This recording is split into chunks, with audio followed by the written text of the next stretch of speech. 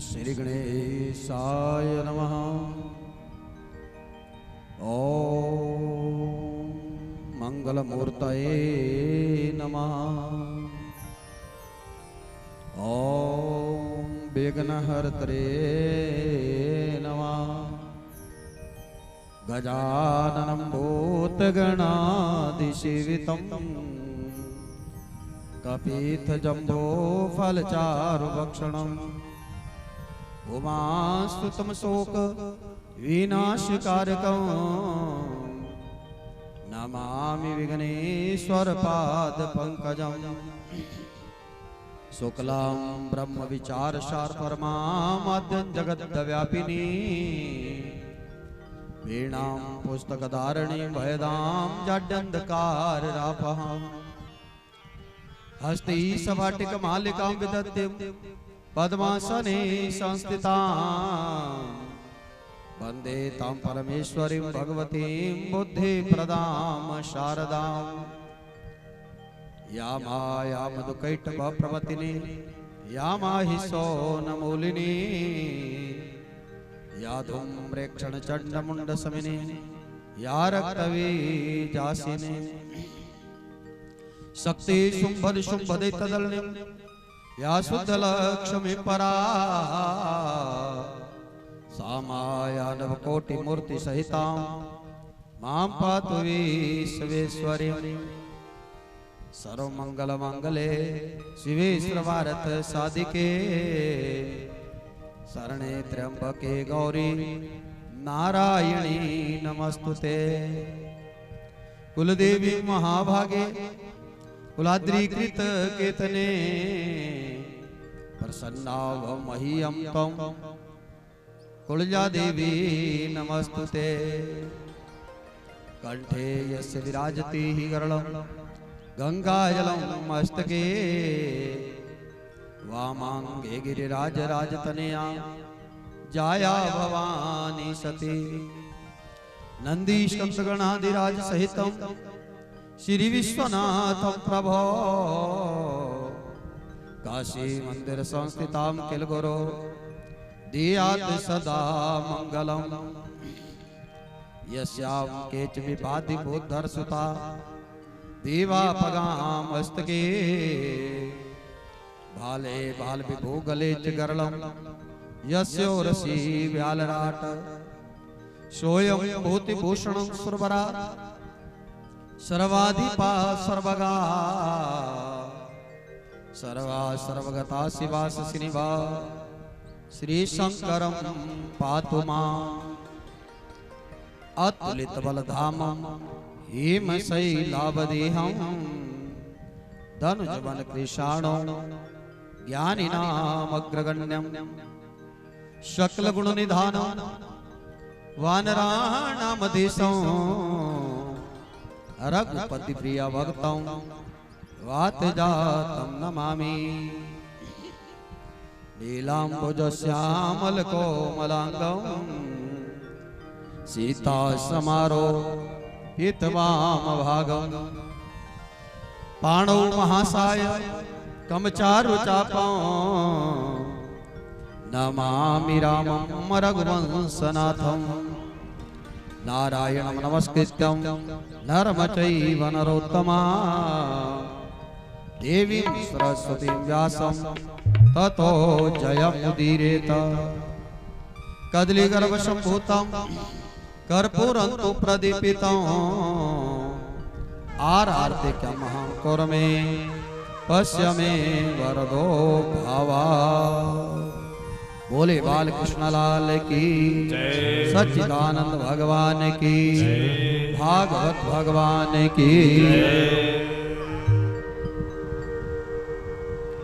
श्रीमद् भागवत भगवान की यह आरती पापियों को पाप से है तारती। श्री भागवत भगवान की यह आरती पापियों को पाप से है तारती। भागवत भगवान की आरती पापियों को पाप से है तारती। भागवत भगवान की से है तारते। यह अमर ग्रंथ यह मुक्ति पंथ यह पंचम वेद निराला, नव ज्योति जगाने वाला। यह अमर ग्रंथ यह मुक्ति पंथ यह पंचम वेद निराला, नव ज्योति जगाने वाला। श्री राम यही घन श्याम यही, श्री राम यही घन श्याम यही, श्री राम यही घन श्याम यही, श्री राम यही घन श्याम यही। यह मधुसूदन की आरती, पापियों को पाप से है तारती। श्री भागवत भगवान की यह आरती, पापियों को पाप से है तारती। राधे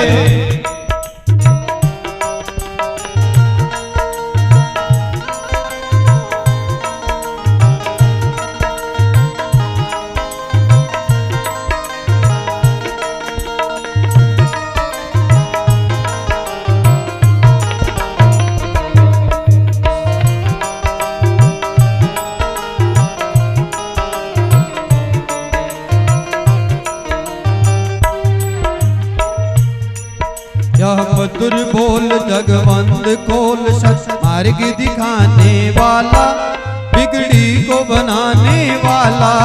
यह मधुर बोल जगवंत खोल सतमार्ग दिखाने वाला, बिगड़ी को बनाने वाला।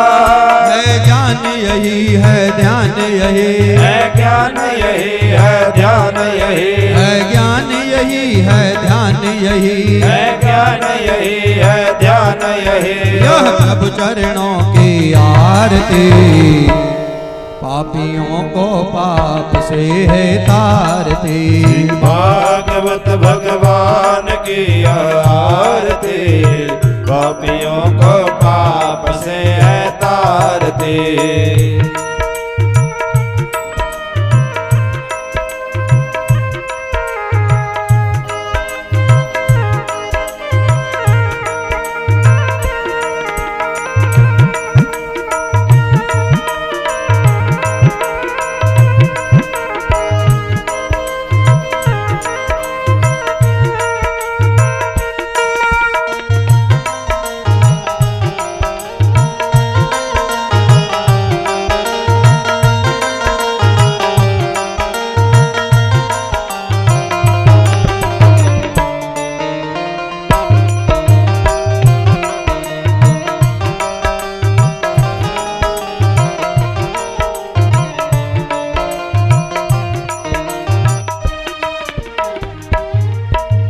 शांति दीप सावन की गीत संताप मिटाने वाला, प्रभु भक्ति जगाने वाला। यह शांति दीप सावन के गीत संताप मिटाने वाला, प्रभु भक्ति बढ़ाने वाला। है ब्रह्म यही पर ब्रह्म यही, है ब्रह्म यही पर ब्रह्म यही, है ब्रह्म यही पर ब्रह्म यही, है ब्रह्म यही पर ब्रह्म यही। यह जग मंगल की आरती, पापियों को पाप से है तारती। भागवत भगवान की यह आरती, पापियों को पाप से है तारती। जय जय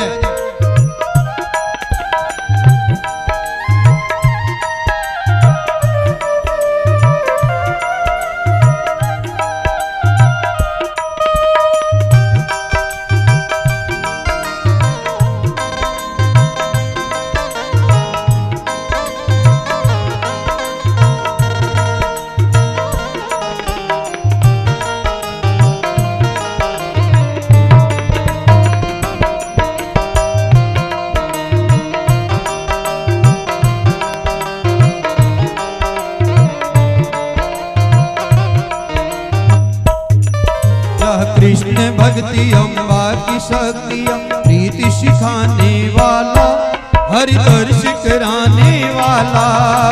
कृष्ण भक्ति अम्बा की शक्ति प्रीति सिखाने वाला, हरि दर्श कराने वाला। हनुमान यही प्रहलाद यही, हनुमान यही प्रहलाद यही, हनुमान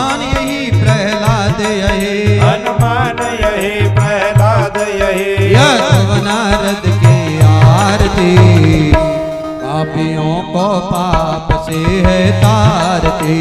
भागवत भगवान की आरती पापियों को पाप से है तारती। भागवत भगवान की आरती पापियों को पाप से है तारती।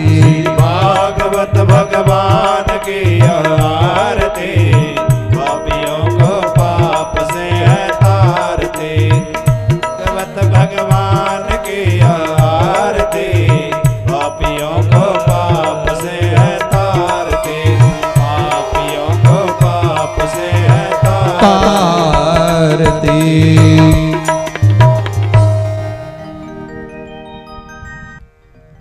परम श्रद्धेय प्रातः स्मरणीय वंदनीय आदरणीय श्री सदगुरुदेव भगवान के श्री चरणों में सत कोटि प्रणाम करते हुए परम मंगलमय प्रातः अखिलेश्वर अकारण करुणा वर्णालय भक्त वंचिता कल्पतरो श्री तड़ित विनिदित पीताम्बरधारी श्री बालकृष्ण लाल की वांक में प्रतिमूर्ति श्रीमद् भागवत महापुराण श्रीमद् भागवत महापुराण के दिव्य पवित्र पावन पंडाल में उपस्थित कथा सहायक विद्वान वृंद, कथा अनुरागी मातृशक्ति देवियों, ध्रुव प्रहलाद स्वरूप लेने बच्चों और नौजवान साथियों, सज्जनों बढ़ाई परमंगलमय मेला परम पिता परमात्मा भगवान बांके बिहारी की कृपा से हम आप सभी भगवत बंधुओं के लिए लगातार आज 4 दिनों से श्रीमद् भागवत महापुराण रूपी ज्ञान गंगा के बीच में डुबकी लगाने का सौभाग्य प्राप्त हो रहा है।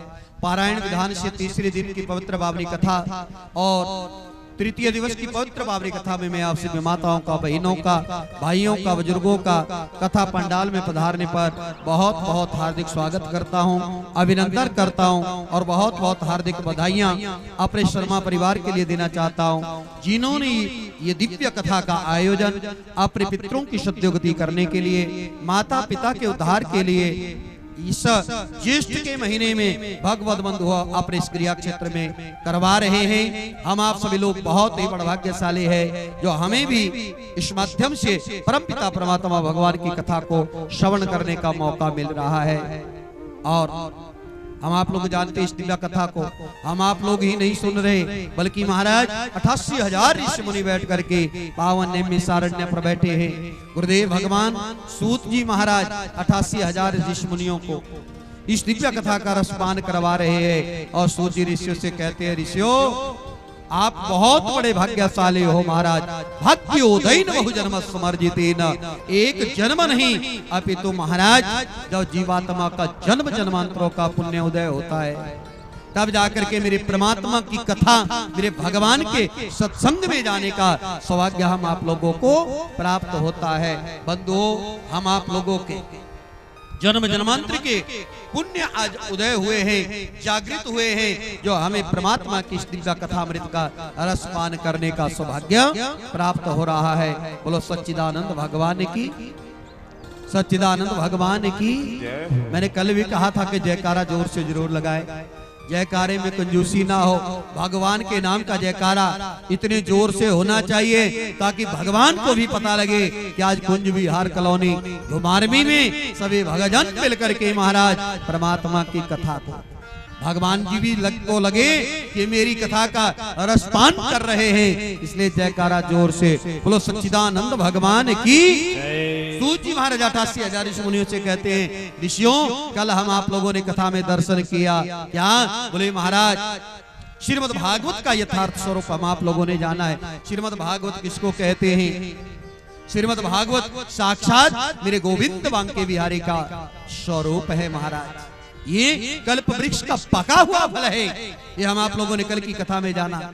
शुक ने इसको जूठा किया था और ये सुखदेव कौन है, इन सुख की कथा विस्तार से हम आप लोगों ने कल महाराज कथा में दर्शन किया।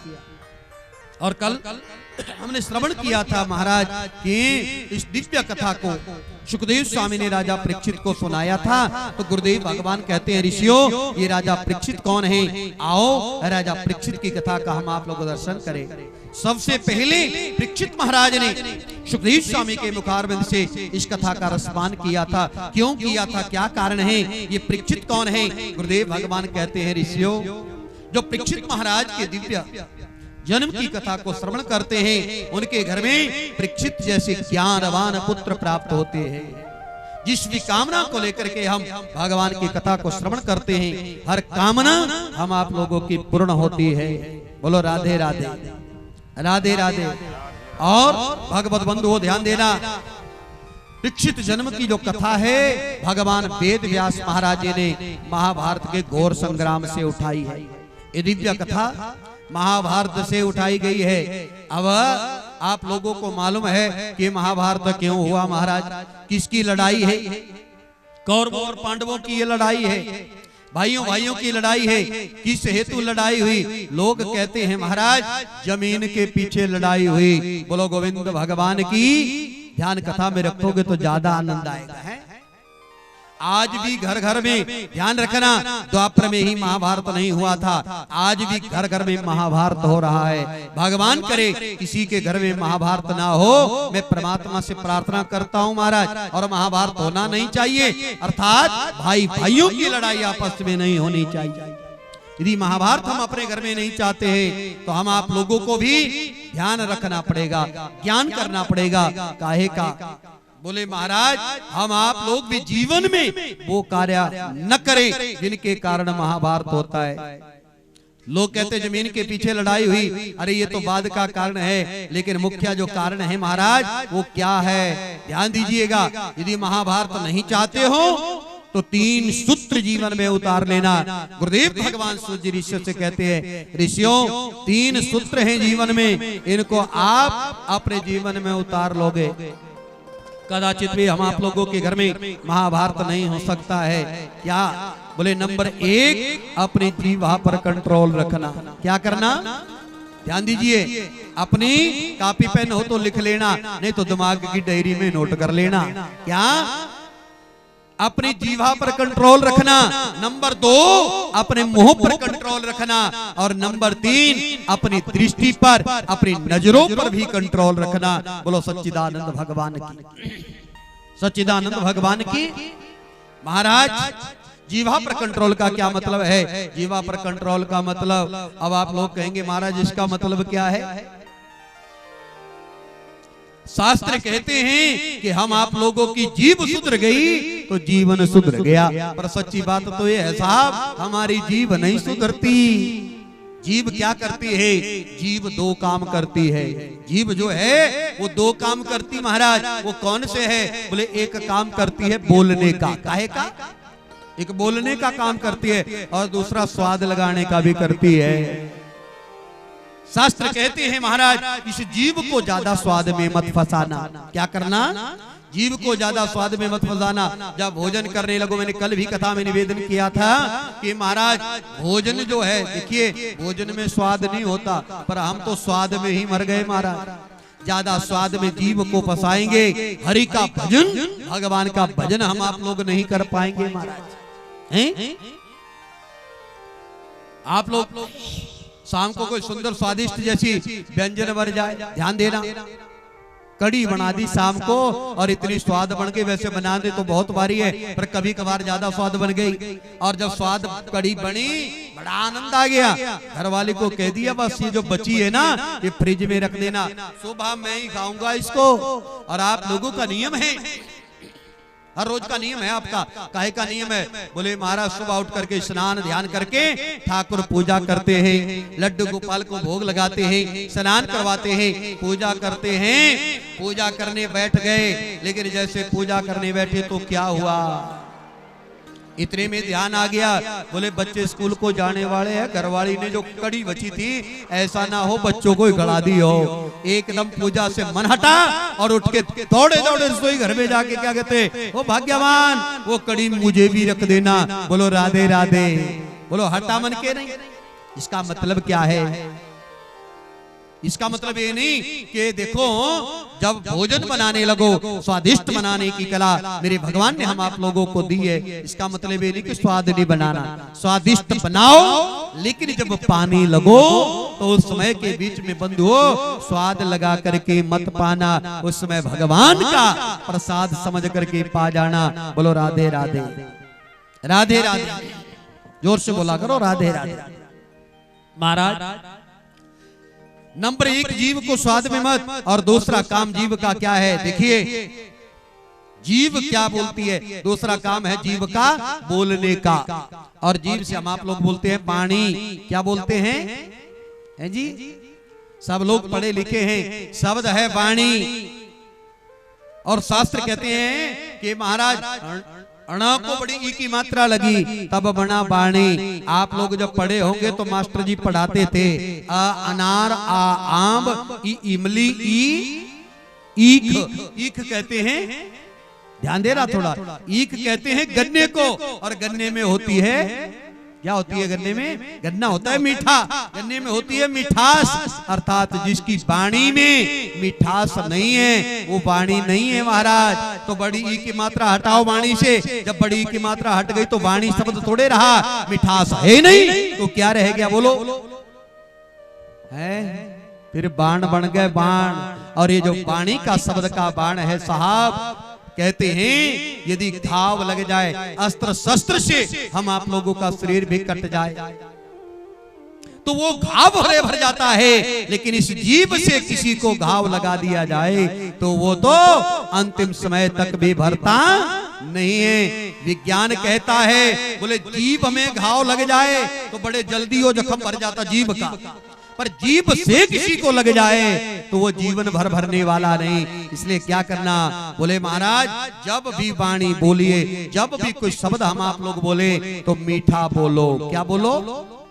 वाणी ऐसी बोलिए मन का आपा कोए और को शीतल करे और आपहु शीतल होए। ऐसा क्यों ना हम बोले महाराज प्यार से, अगले को भी शांति मिले हैं और हम आप लोगों को भी शांति मिले। पर कईयों का स्वभाव होता है कि गुस्से में, क्रोध में ही बोलना महाराज, अपने आप भी जलना और दूसरे को भी जलाना। इसलिए सावधान। शास्त्र कहते हैं क्या? तोलो पहले फिर बोलो। लेकिन हम क्या करते हैं, हम तोलते नहीं, डायरेक्ट बोल देना, फिर जीवन भर पछताते हैं। उस पछताने से अच्छा है क्या, क्यों ना हम सोच समझ करके बोले। शब्द संभाल के बोलिए, शब्द के हाथ न पाओ, एक शब्द मरहम करे और एक लगावे घाव।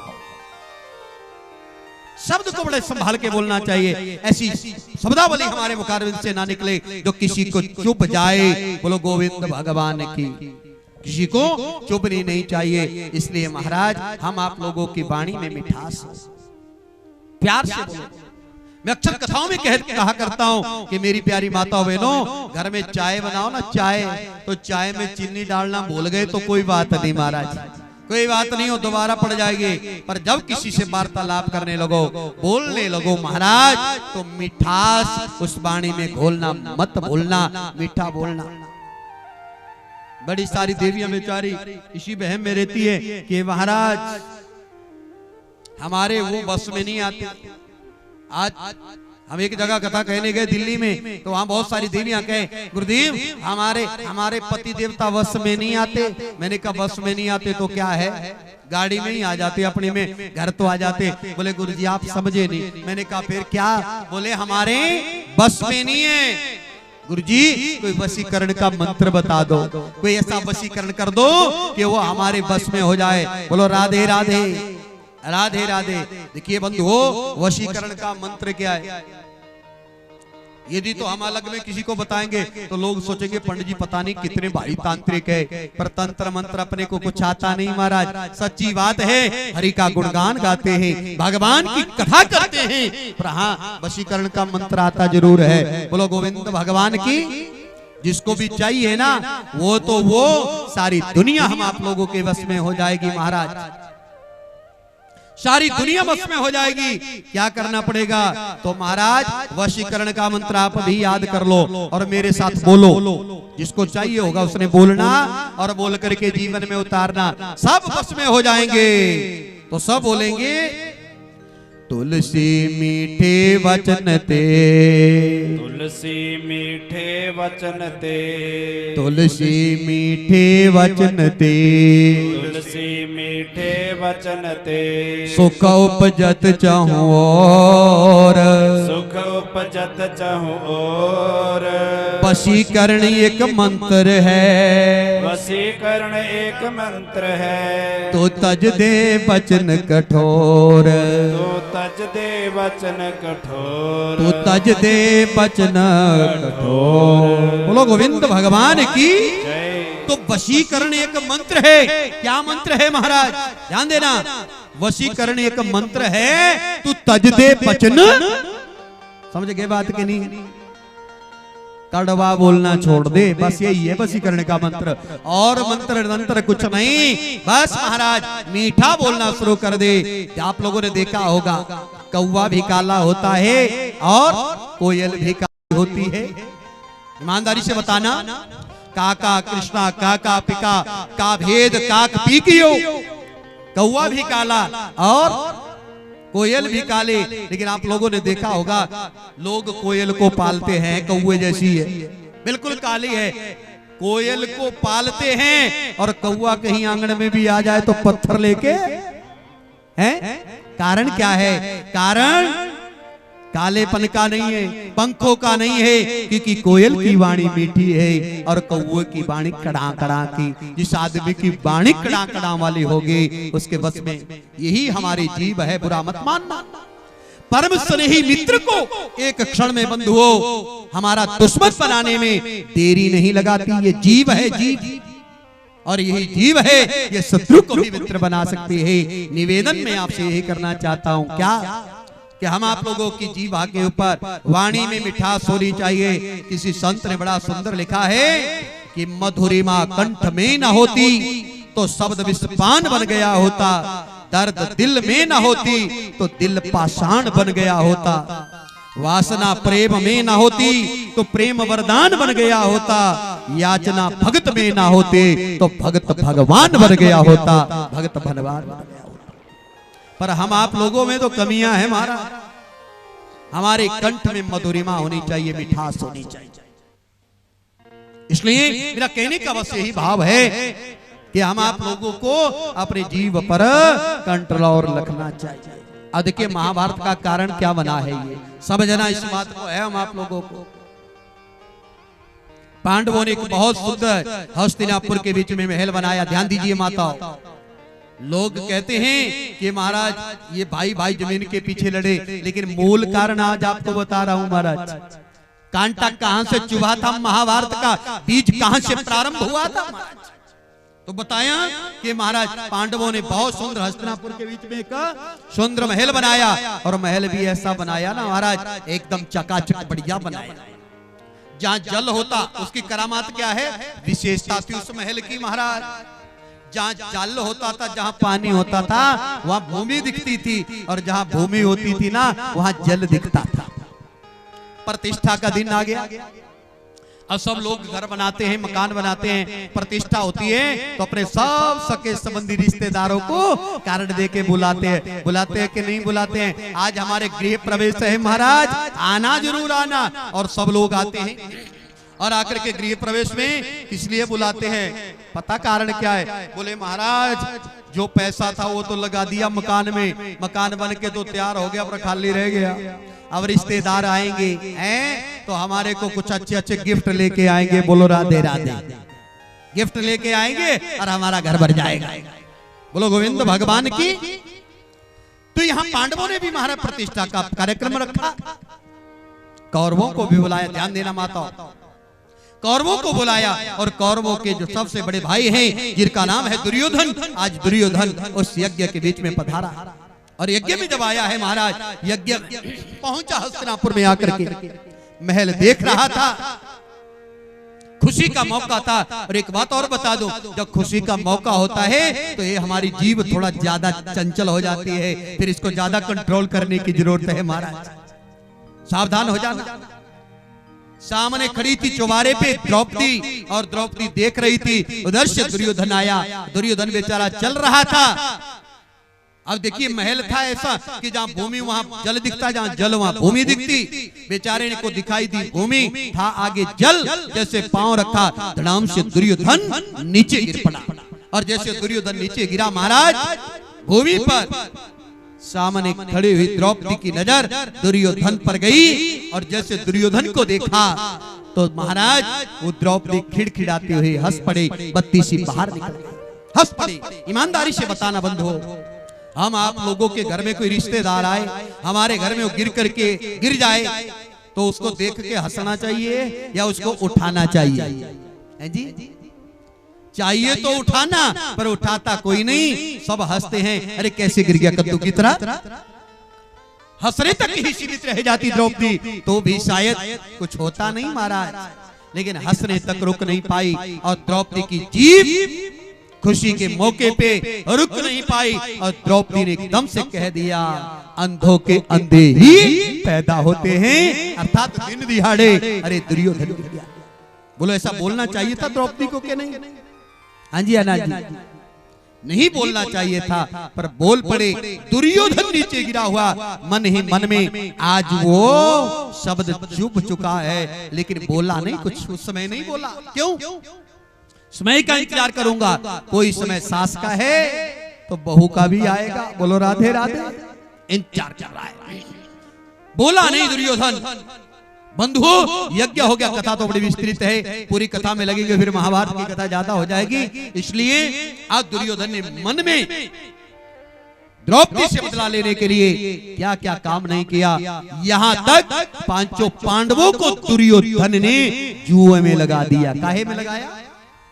लोग कहते हैं जुआ खेलने से दिमाग बढ़ता है, लेकिन शास्त्र कहते हैं अरे जुआ खेलने से द्वितम च मध्यम पिष्टं च वैश्या पापर्ध चौर्य परदार सेवा एतानि सप्तानि व्यसनानि लोके घोराति घोर नरकं नयान्ति। घोर से घोर नरक को जाने का पहला कारण है ताश खेलना। सावधान, ये जुआ मत खेलना, हमारा ताश मत खेलना। मद्यपान, श्राप भी नरक को जाने का कारण है, जुआ भी। दूसरे की माता बहन को बुरी दृष्टि से देखना, ये भी नरक को जाने की निशानियां शास्त्रों में बताई। और उस दुर्योधन ने क्या किया? चालाकी से ऐसा जुआ खेला, अरे जिस महल की प्रतिष्ठा थी। आज पांडवों को देखिए, ईमानदारी से बताना, पांडवों को जुए में लगाया और उस महल को भी दुर्योधन ने जीत लिया। बोलो राधे राधे, बोल दो राधे राधे। नहीं बोल पाएंगे, बोलो राधे राधे। महाराज जैसे जुए में लगा, सब जीत लिया और दुर्योधन पांडवों के पास चले गया और पांडवों से कहने लगा, अरे भैया बहुत बुरा हो गया आपके साथ, बड़ी बनावटी बातें कर रहा है, ध्यान देना, बहुत बुरा हो गया भैया, मैं नहीं चाहता तुम्हारा महल आपको मिल जाए। अरे भैया अब अंतिम लास्ट बाजी हम लगाएंगे। पांडवों ने कहा भाई अब हमारे पास तो बाजी में लगाने के लिए कुछ नहीं है, अब हम काहे की बाजी लगाएंगे। दुर्योधन कहता भैया मैं नहीं चाहता, मैं चाहता हूं आपका महल आपको मिल जाए, वापिस मिल जाए। उन्होंने कहा भैया हमें तो मिल जाए। देखिए इतना ही हम दर्द होता दुर्योधन तो ये कह देता भाई हम तो भाई भाई हैं, जुओं में जीत लिया कोई बात नहीं, ले लो आप, कोई बात नहीं, एक ही तो बात है। लेकिन ऐसा नहीं, कहा अंतिम बाजी लगाएंगे। पांडवों ने कहा अब तो हमारे पास महल भी नहीं, भूमि नहीं, कोई पैसा नहीं। तो दुर्योधन ने कहा अरे भैया अभी आप पांचों भाइयों के पास आपकी धर्मपत्नी द्रौपदी है। बोलो राधे राधे। क्या कहा? आप अंतिम बाजी क्यों नहीं द्रौपदी की लगाते? और मुझे मालूम है अब की बारी भैया आप जीत जाओगे और आप जीत जाएंगे, आपका ये जो महल है ये आपका मैं वापस दे दूंगा। बोलो गोविंद भगवान की। ये तो चाल थी दुर्योधन की। दुर्योधन ने बंधुओं पांडवों को फंसाया। द्रौपदी को आप जानते हैं आज जुए में पांडवों को से दुर्योधन ने महाराज द्रौपदी को जीत लिया। जैसे द्रौपदी को जीता अब तो इसी दिन का तो इंतजार था। दुशासन को आदेश दिया, भरी सभा लगाई गई और भरी सभा के बीच में अब दुर्योधन की बदला लेना चाहता है। अरे इस द्रौपदी ने कहा था कि अंधों के अंधे। अच्छा ईमानदारी से बताना द्रौपदी को बोलना चाहिए था ऐसा कि नहीं? क्योंकि बेचारे का पिता पहले अंधा था, धृतराष्ट्र, नहीं कहना चाहिए था ना। गलती तो द्रौपदी की भी है, मानना पड़ेगा। बातों ध्यान रखिएगा, कहीं ना कहीं परिवार में क्लेश होने में माता बहनों का शब्द बड़ा काम खराब कर जाता है। बोलो राधे राधे। राधे राधे। इसलिए हम आप लोगों को संभाल के बोलना चाहिए। बार बार मैं तभी जोर दे रहा हूं कि हम आप लोगों की वाणी सुधर जाए। दुशासन को आदेश दिया, द्रौपदी के पांचों पति सामने बैठे हैं, ध्यान देना। भीष्म पितामह इत्यादि सब सभा में बैठे हैं। दुर्योधन ने दुशासन से कहा, जाओ द्रौपदी को भरी सभा में लाओ। द्रौपदी ने आने से इनकार कर दिया। क्यों? क्योंकि बेचारी शुद्ध अवस्था में नहीं थी, ऋतु धर्म में प्रवीण थी, सभा में आ नहीं सकती। दुशासन से दुर्योधन ने कहा, जाओ बुला रहे हैं, लेकिन जब नहीं आई तो दुर्योधन ने कहा, अरे दुशासन ऐसे नहीं आती तो बालों से खींचते हुए ले आओ, पर भरी सभा में लाना। और द्रौपदी को अंततः गत्वा महाराज भरी सभा के बीच में लाया गया। द्रौपदी भरी सभा में है और दुशासन को आदेश दिया, भैया इस द्रौपदी को भरी सभा में निर्वस्त्र करो और मेरी जंघाओं पे बिठाओ। जैसे ये कहा तो द्रौपदी मन ही मन में सोच रही है, क्या अरे ये क्या कह रहे हैं दुर्योधन, तुम क्या कह रहे हो? बस अब पांडवों का अधिकार नहीं, आप पर मेरा अधिकार है। जो मैं कहूंगा वो आपको करना पड़ेगा। अब महाराज द्रौपदी देख रही है, ध्यान देना, काहे के लिए? अरे मैं निर्वस्त्र वैसे हो जाऊंगा? मेरे 5 पति सामने बैठे हैं। ध्यान देना माताओं, कथा पे लोग कहते हैं भगवान आते हैं कि नहीं आते हैं, समझना है हम आप लोगों को।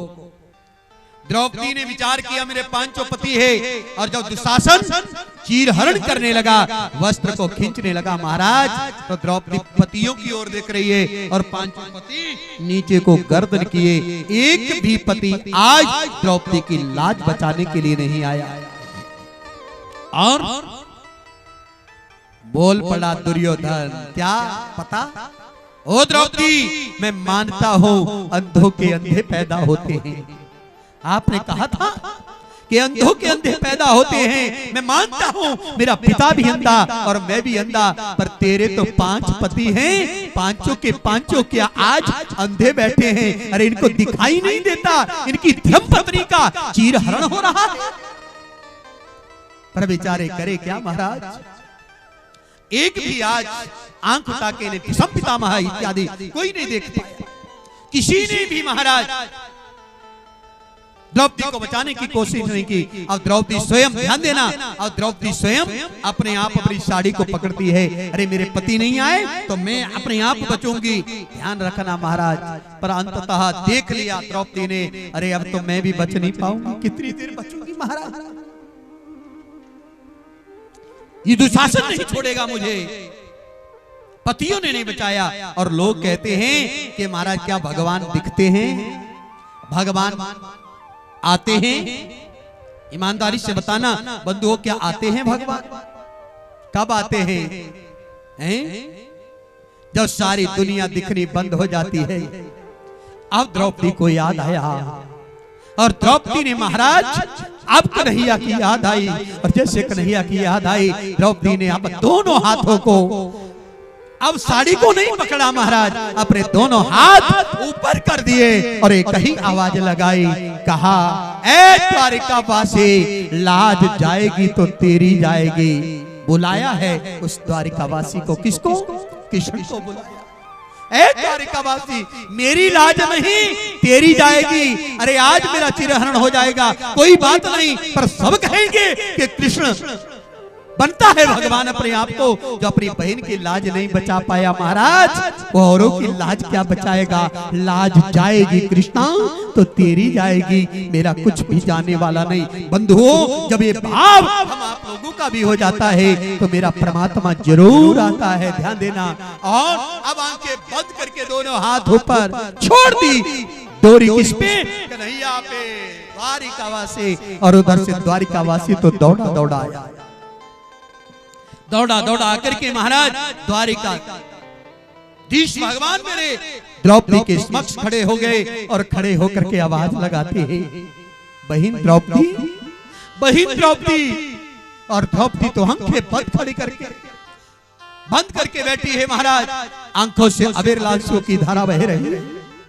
पर कानों में आवाज सुनाई दी गई उस कृष्ण की जो कह रहा है बहिन द्रौपदी, बहिन बहिन कह के जब पुकारा महाराज, तो द्रौपदी बोली नहीं और समझ गई, जान गई वो छलिया वो कृष्ण मेरी लाज बचाने आ गया है। आज कन्हैया से रूठ करके बैठ गई, काहे हैं? रूठ गई, आज मैं इसका दर्शन नहीं करूंगी, मैं बात नहीं करूंगी। और उधर से कन्हैया कहते हैं बहिन बहिन देख देख तो देख कौन आया है, कौन आया है बहिन देखो तो। जैसे बारंबार कह रही है बस।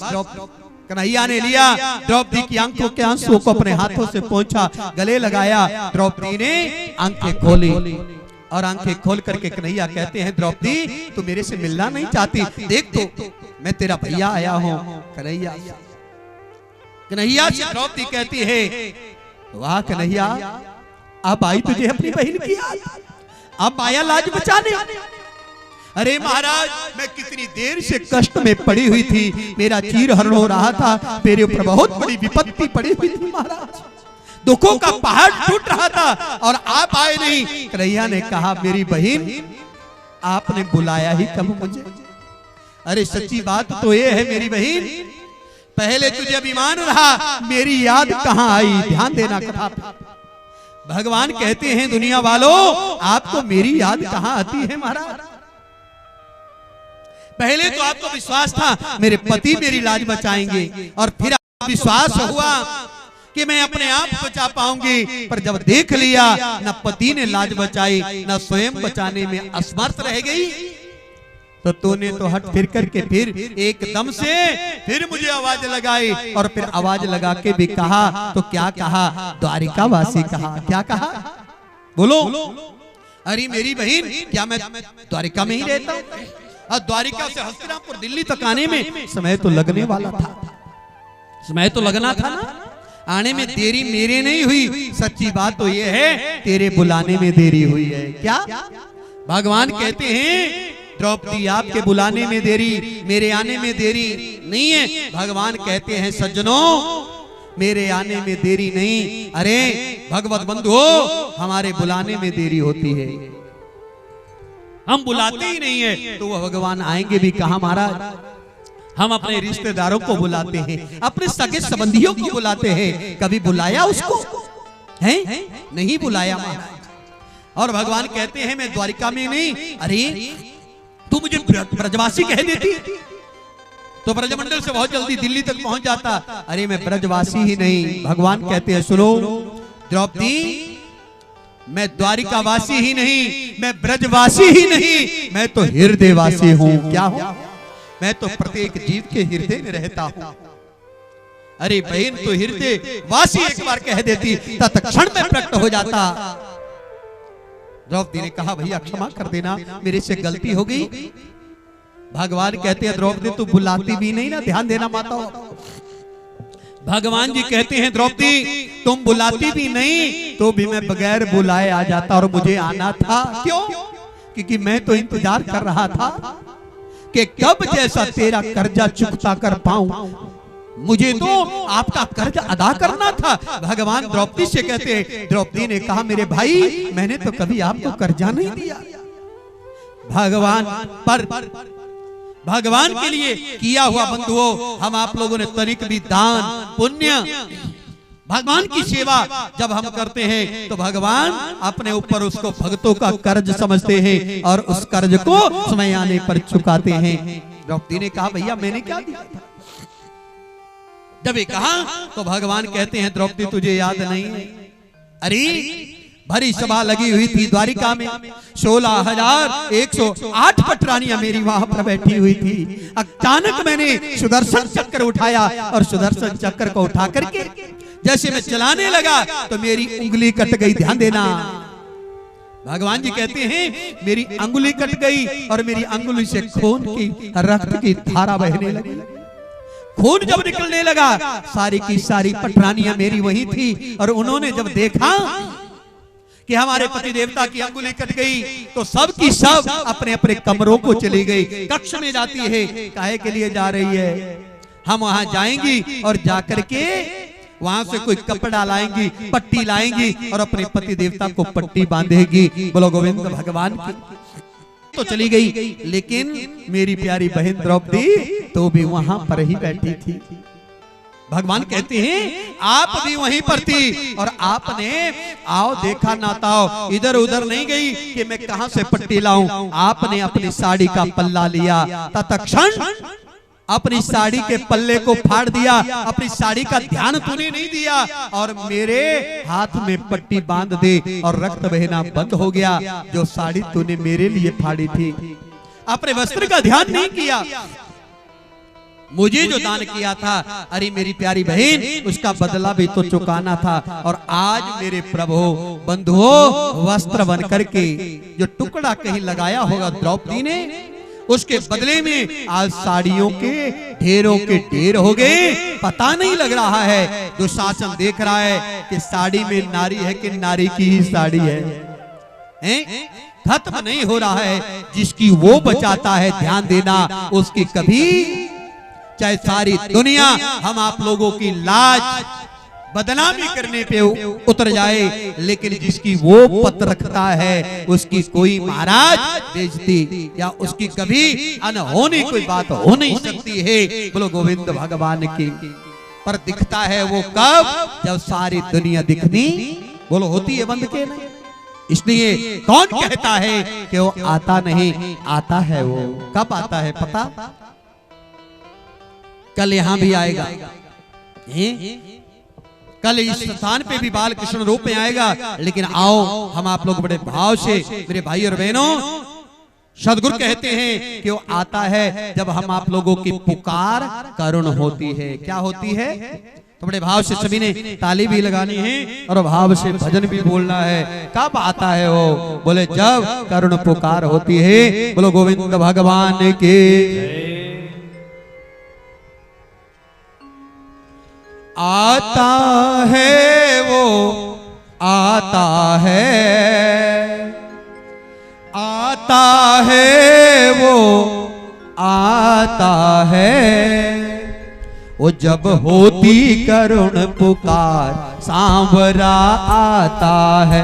जब होती करुण पुकार सांवरा आता है। जब होती करुण पुकार सांवरा आता है। जब होती करुण पुकार सांवरा आता है। आता है वो, आता है, बोले आता है वो, आता है, आता है वो, आता है। जब होती करुण पुकार सांवरा आता है। जब होती करुण पुकार सांवरा आता है। हरि बोल।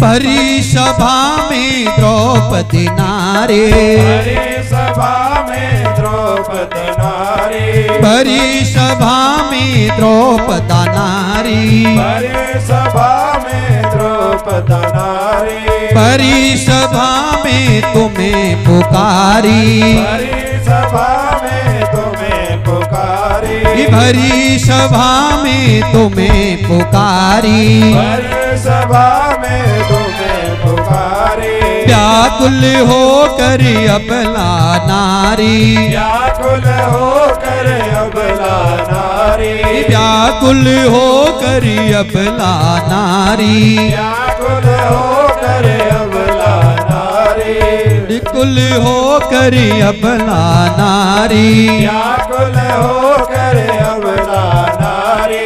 कृष्ण बचा लो लाज हमारी, कृष्ण बचा लो लाज हमारी, ओ कृष्ण बचा लो लाज हमारी, कृष्ण बचा लो लाज हमारी। वो बढ़ गया चेहरे अपार सांवरा आता है। होती करुण पुकार सा रिपो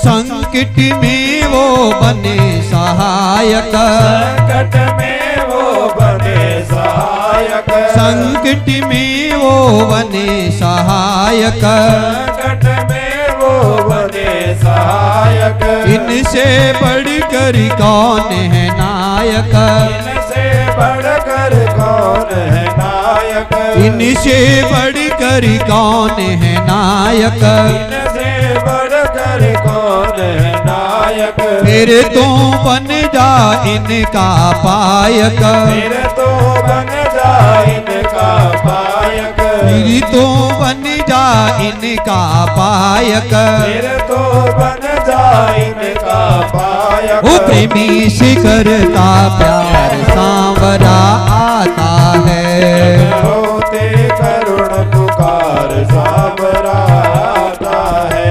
जब होती करुण पुकार सांवरा आता है। जब होते करुण पुकार सांवरा आता है। जीवो जय हो।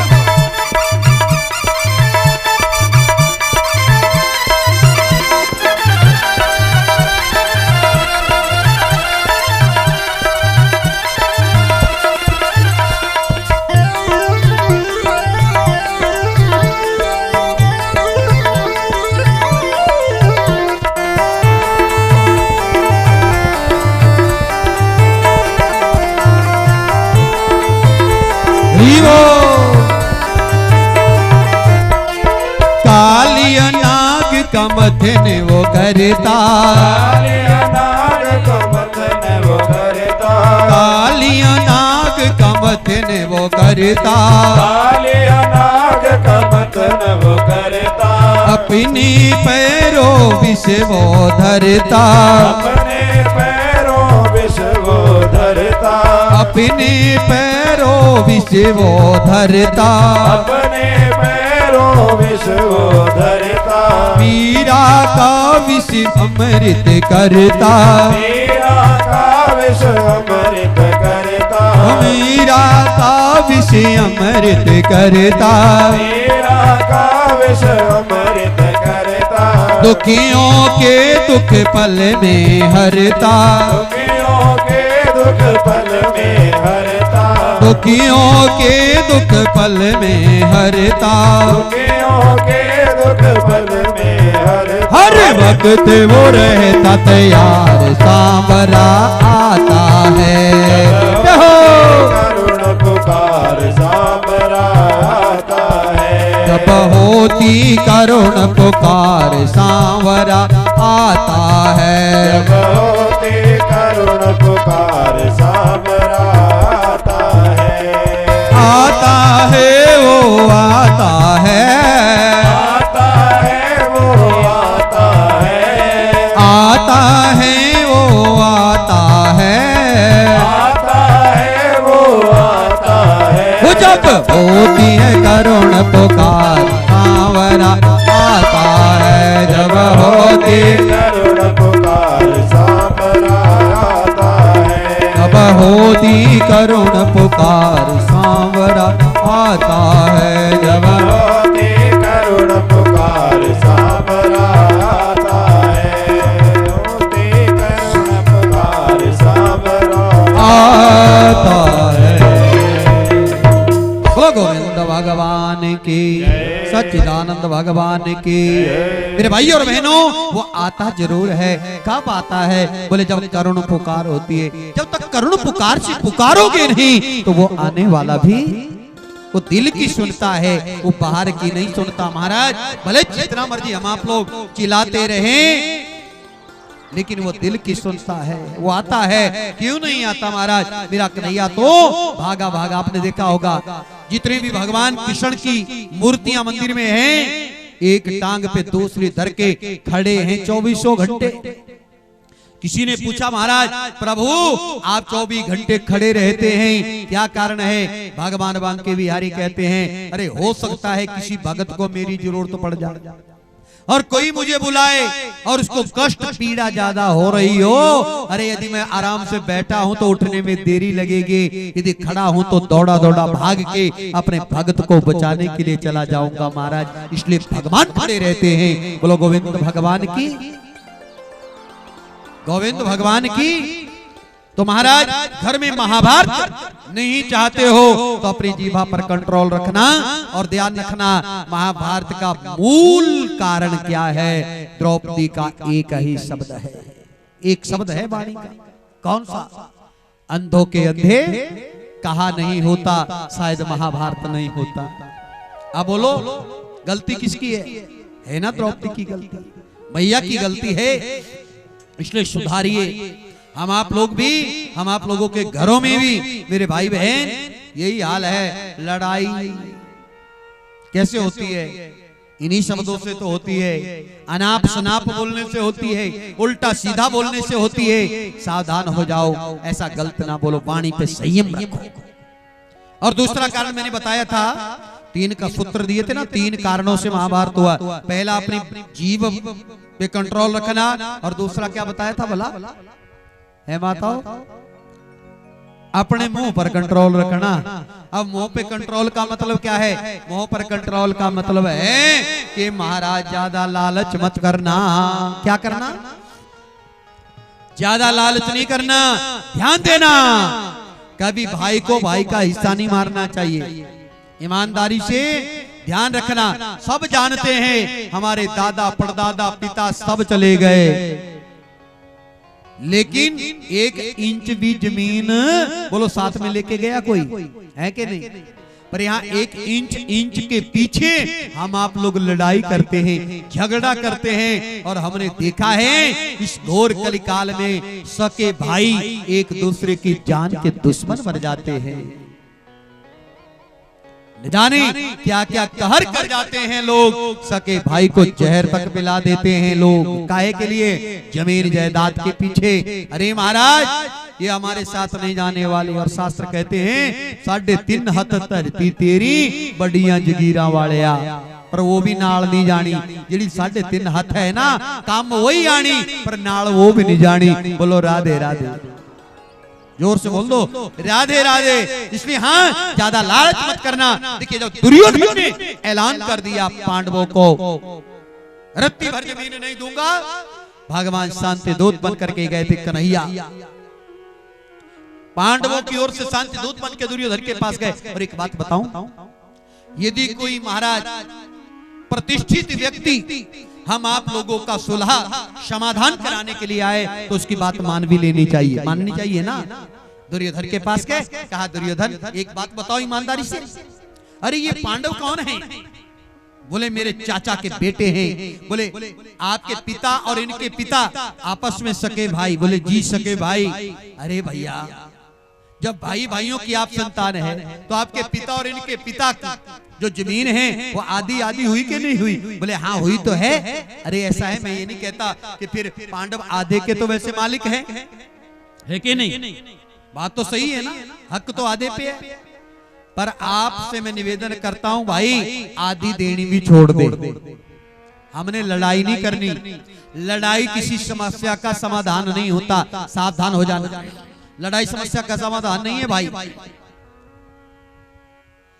लड़ाई बंद हो जाएगी। ऐसा करो उन पांडवों को 5 गांव दे दो। कितने दे दो? वो थोड़े में गुजारा कर लेंगे, कम में वो गुजारा, उनको मनाना मेरा काम है। आप 5 गांव दे दो।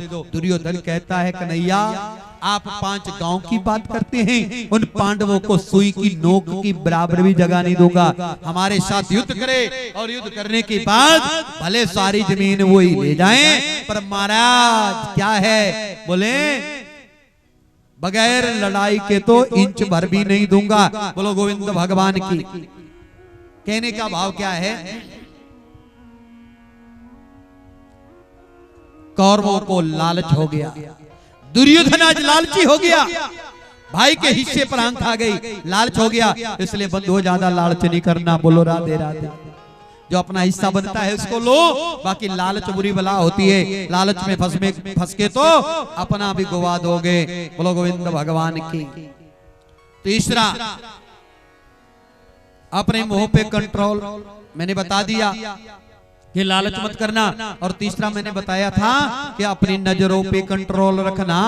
काहे पे कंट्रोल रखना? बोलो, दृष्टि पे, नजर पे। नजर बदली तो नजारे बदले, किश्ती बदली तो किनारे बदले। ये नजर है, इसी से तो हम सबको देखते हैं। कहने का भाव क्या है कि हम आप लोगों को इन आंखों से किसी को बुरी भावना से नहीं देखना चाहिए। देखिए, किसी ने सफेद कपड़ा पहना हो और चश्मा किसी ने लगाया हो काला, काला चश्मा लगाया हो महाराज, तो वो सफेद कपड़े कैसे दिखेंगे? बोलो है जी। सफेद कपड़े भी काले दिखेंगे। कब दिखेंगे? बोले जब काला चश्मा लगाया। अब कपड़े थोड़ी है काले, वो तो सफेद हैं। हमारी आंखों पे भी जब काम का चश्मा लग जाता है तो सारी दुनिया कामी नजर आती है और हम सब कुछ भूल जाते हैं। इसलिए प्रत्येक जीव को चाहिए कि किसी सुंदर देवी को देखे तो मन में भाव लाओ, ऐसी सुंदर मेरी बहन है, माँ है, मेरी मौसी है, मेरी बुआ है, मेरी बेटी ऐसी सुंदर है। कोई जीवात्मा पथ भ्रष्ट नहीं हो सकता। और कोई मेरी माता बहन किसी भद्र पुरुष को देखे, उसकी सुंदरता को देख के मन में कुभाव आना प्रारंभ हो जाए, काम जागृत हो जाए, तो मन में भाव लाओ, ऐसा सुंदर तो मेरा भाई है, ऐसे सुंदर तो मेरे पिता है, ऐसे सुंदर तो मेरे चाचा है। कोई भी देवी भी पथभ्रष्ट नहीं हो सकती। दुर्योधन की आंखों में द्रौपदी को देख करके सुंदरता को आज काम बस गया और महाभारत का कारण बन गया। बोलो राधे राधे, राधे राधे। महाराज, कहने का भाव मेरा क्या है कि हम आप लोगों को अपनी नजरों पे महाभारत के ही 3 कारण है। आज भी घर घर में महाभारत हो रहा है। निवेदन, भैया महाभारत नहीं होगा, बस इन 3 बातों को हम अपने घरों में न करें। बोलो सच्चिदानंद भगवान की, सच्चिदानंद भगवान की। अंततः गत्व कथा तो बहुत विस्तृत है, इसमें का बड़ा भाव आप लोग जानते हैं। महाभारत का युद्ध हो गया और युद्ध कितने दिनों तक हुआ है सज्जनों? कौरवों और पांडवों का युद्ध हुआ है। ज्यादा दिन नहीं चला। महाभारत का जो युद्ध है वो मात्र 18 ही दिन चला है। कितने दिन? 18 दिन। आज 17 दिनों का युद्ध पूर्ण हो गया। बोलो गोविंद भगवान की। जब 17 दिनों का युद्ध पूर्ण हुआ तो सज्जनों 17 दिनों का नतीजा क्या निकला? ध्यान देना कथा पे। 17 दिनों के बीच में 99 कौरव थे। कौरव तो 100 थे, 99 मारे गए, एक दुर्योधन बचा है। बोलो गोविंद भगवान की, गोविंद भगवान की जय। नहीं आप लोग बोलते जय बड़ा भारी धीरे है, तो जय थोड़ा जोर से बोला करो। बोले गोविंद भगवान की। दुर्योधन बचा, 17 दिन का युद्ध समाप्त हो गया और आज दुर्योधन सोचने लगा, अरे जिन पांडवों ने मेरे 5 भाई मारे, सारे भाइयों को मार दिया है, वो पांडव कल मुझे भी नहीं छोड़ेंगे। अब दुर्योधन को लग गया कि अब मेरा बचना नामुमकिन है। ध्यान देना थोड़ा कथा पे। दुर्योधन सोचने लगा, जिसने कभी अपनी माँ और पिता की बात नहीं मानी थी ना, दुर्योधन ने आज सोचने लगा कल मर जाऊंगा महाराज, आज की अवशेष रात्रि है, चलो अपनी माँ से मिलकर के आता हूँ। ध्यान देना, आज दुर्योधन अपनी माँ गांधारी के शिविर में चला गया। और माता बहनों बुरा मत मानना, संतान को सुधारना चाहते हो तो शिक्षा ले लेना इस कथा से। देखिए कौरव बिगड़े हैं, कारण क्या रहा? पिता दुर्योधन तो पहले अंधा था, जन्म अंधा था। यदि पिता संतान मोह में अंधा हो जाए तो माँ का डर, एक का डर होना चाहिए बच्चों को, नहीं तो दोनों में से एक का भी डर नहीं होगा तो कौरवों की भांति हम आप लोगों के संतान भी बिगड़ने से बचने वाली, बोलो है, नहीं बचेगी महाराज। या तो पिता का डर हो या मां का डर हो। पिता पहले जन्मंदे हैं बेचारे, और उधर उनकी धर्मपत्नी गांधारी ने भी देखा और उसने भी आंखों पे पट्टी बांध ली। बोलो राधे राधे। जब माँ भी अंधी हो जाएगी, पिता भी पुत्र मोह में अंधा हो जाएगा, तो संतान कौरवों की तरह बिगड़ेगी। बोलो गोविंद भगवान की। सुधारना चाहते हो तो एक का डर जरूर होना चाहिए बच्चों को। बोलो राधे राधे राधे राधे। महाराज अब जो है, अब क्या, चला गया, मां के चरणों में प्रणाम किया, और जैसे प्रणाम किया कह दिया, मां तुम्हारा ज्येष्ठ पुत्र दुर्योधन तुम्हारे चरणों में अंतिम प्रणाम करता है। माथा मां के पांव पे कभी प्रणाम नहीं किया था, पर आज प्रणाम किया। मां ने कहा, बेटा दुर्योधन तुम, हाँ। आंख से आंसू निकल पड़े। मां के पांव पर जैसे ही दुर्योधन का आंसू गिरा, मां जान गई मेरा बेटा रो रहा है। दुनिया की कोई भी माँ हो कभी अपने पुत्र के आंख में आंसू नहीं देख सकती है, इसी को तो माँ कहते हैं महाराज। संतान पर आने वाला कष्ट जो है, प्रत्येक माँ चाहती है मेरे ऊपर आ जाए, पर मेरे लाडले को, मेरे बेटे को, मेरे पुत्र को कुछ नहीं होना चाहिए महाराज। आज महाराज दुर्योधन की माँ ने कहा, बेटा तुम चाहते क्या हो? माँ, अब मेरे चाहने से क्या होगा? अब मेरे चाहने से कुछ नहीं होने वाला। नहीं बेटा, फिर भी माँ, सब भाई मेरे मारे गए हैं। कल 18वें दिन का युद्ध होगा और वो पांडव मुझे भी मार देंगे, मेरी भी मौत हो जाएगी माँ। और देखो, हम 100 में से एक भी पिंडदान करने के लायक तुम्हारा नहीं बचा। माँ, मैं चाहता हूं कि मेरी मौत ना हो। क्या? मां से कह दिया, मां मैं मरना नहीं चाहता। धन्य है मां, धन्य है मेरे भाई। आज गांधारी ने, ध्यान देना, गांधारी कहने लगी, बेटा सच में तुम मरना नहीं चाहते हो? और मां बेचारी कब चाहेगी कि मेरा पुत्र मेरे सामने, मेरे पुत्र को कुछ हो जाए? हैं? संतान पर आने वाले कष्ट को मां सहना स्वीकार कर लेती है। और गांधारी ने अपने पुत्र दुर्योधन से कह दिया, बेटा जाओ अभी अपने शिविर में आराम करो। प्रातः काल ब्रह्म मुहूर्त के बीच में आप मेरे शिविर में आना, जैसे मैंने आपको जन्म दिया था। अर्थात शरीर पर कोई वस्त्र तुम्हारे नहीं होना चाहिए। और बेटा यदि उस अवस्था में तुम मेरे पास आ जाओगे, बेटा तेरी मौत नहीं होगी। बोलो गोविंद भगवान की। आज गांधारी ने कितना बड़ा प्रण कर लिया। काहे के लिए? जो प्रतिज्ञा ली थी गांधारी ने, कभी जब पता लगा था ना विवाह के तीसरे दिन कि मेरा पति जन्मंदा है, गांधारी ने भी आंख पे पट्टी बांध ली थी। मेरा पति किसी को नहीं देख सकता, तो मैं भी किसी को महाराज देखने का अधिकार मुझे भी नहीं है। और आज जब लगा एक मां को कि मेरे पुत्र के प्राण संकट में पड़े हैं, अपनी प्रतिज्ञा को तोड़ने का प्रण कर लिया। इसी को तो मां कहते हैं, इसको कहते हैं मां। मां ने आज अपनी पट्टी को उतारने का प्रण कर लिया। ध्यान देना। चले गया दुर्योधन, रात्रि का विश्राम किया। प्रातः काल हुआ, शरीर से सारे वस्त्र उतारे और वस्त्रों को उतार करके सीधा मां के शिविर में चले गया।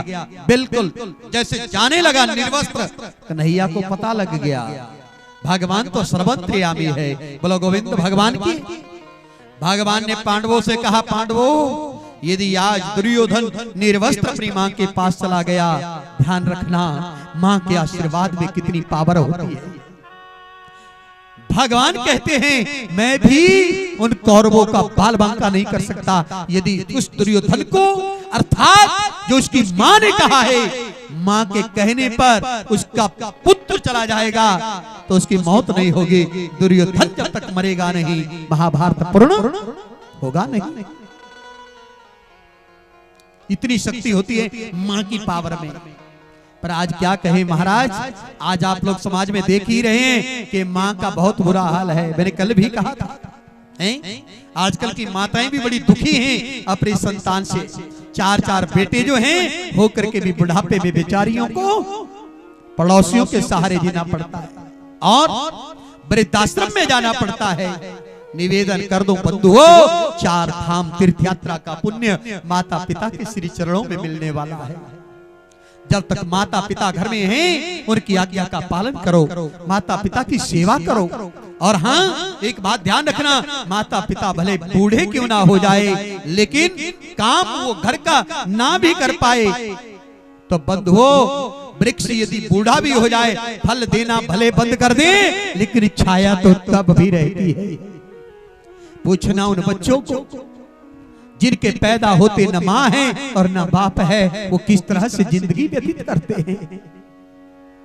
माँ तो माँ होती है और जिस पर माँ का आशीर्वाद होता है उसकी कभी हार नहीं होती। पर आजकल माताओं को ठुकराया जाता है। एक बेचारी थी ना मैया, भर जवानी में विधवा हो गई। जब भरी जवानी में विधवा हुई, इकलौता बेटा था, छोटा सा बच्चा।